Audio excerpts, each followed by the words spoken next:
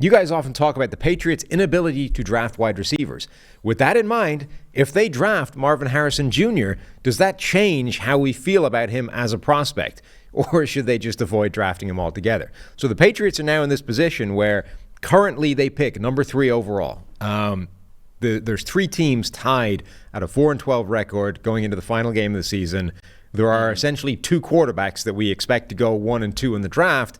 The 3rd pick, everybody assumes, will be Marvin Harrison Jr., but the Patriots are now staring down the barrel of this decision of we might not be in a position to draft a quarterback. The next need we have might be wide receiver, and we historically stink at drafting wide receivers.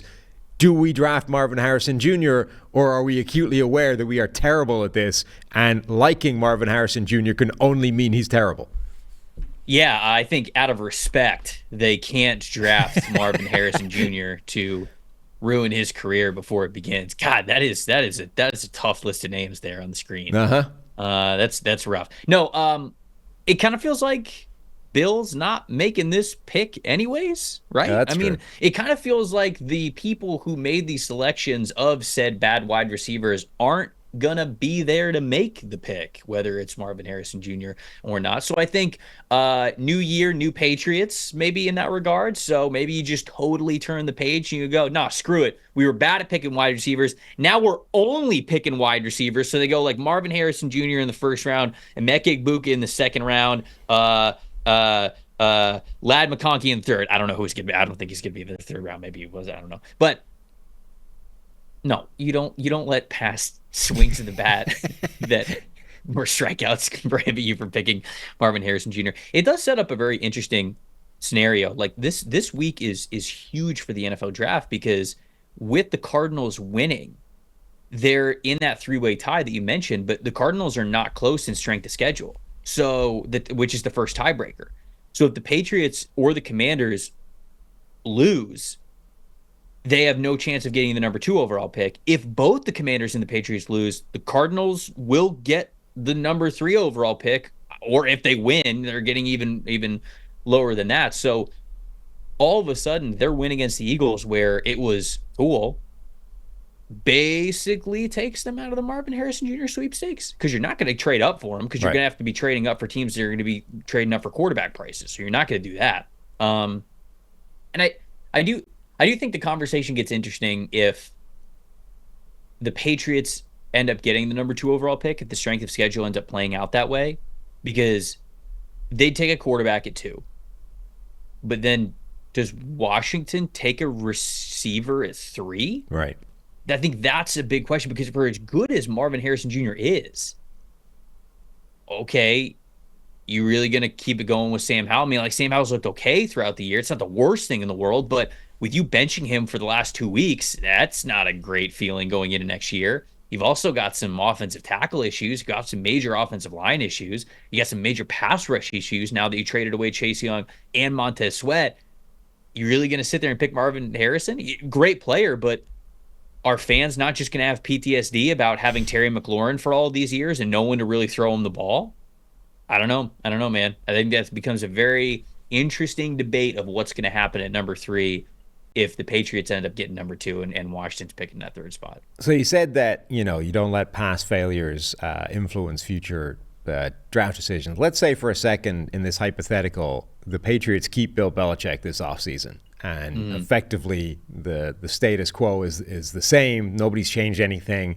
If the Patriots did draft Marvin Harrison Jr., how worried would that alone make you about him going forward? Like right now, Marvin Harrison is like 100 out of 100 in terms of what we think. Like he's right up there as certain cast iron superstar prospect. It's almost as good as it gets. Maybe not 100 out of 100, but like 96, 97.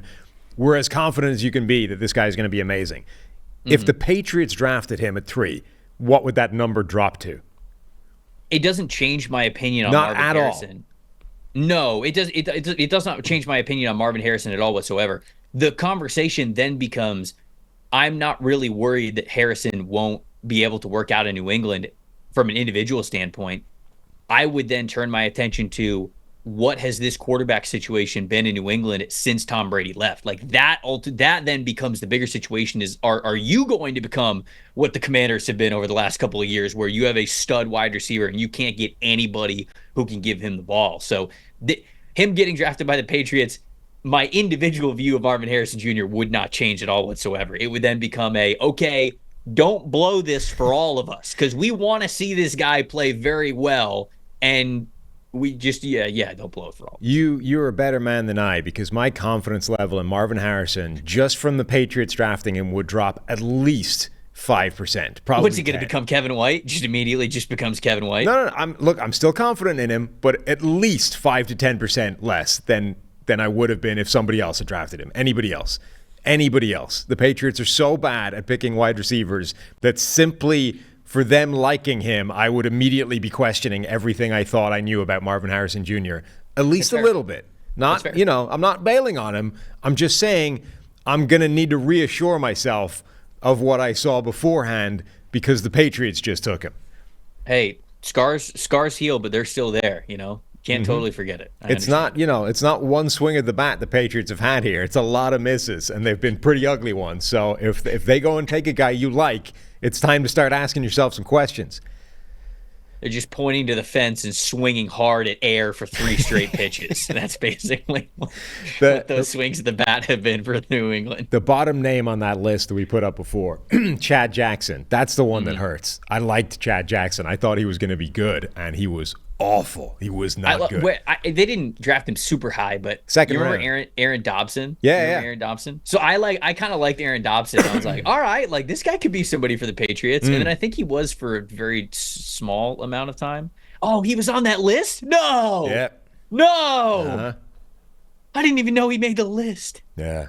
Damn. The N'Keal Harry one is the one that that's the worst one because I thought he was bad and he was terrible. Like, that was the one I don't understand. Because they'd also stayed out of the first round for so many years. I think it wasn't 06. I think Chad Jackson was the second round in 06. I forget.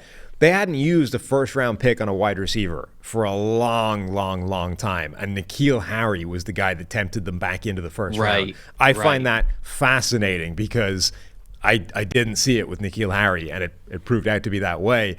And now, anyway, this will be the next one.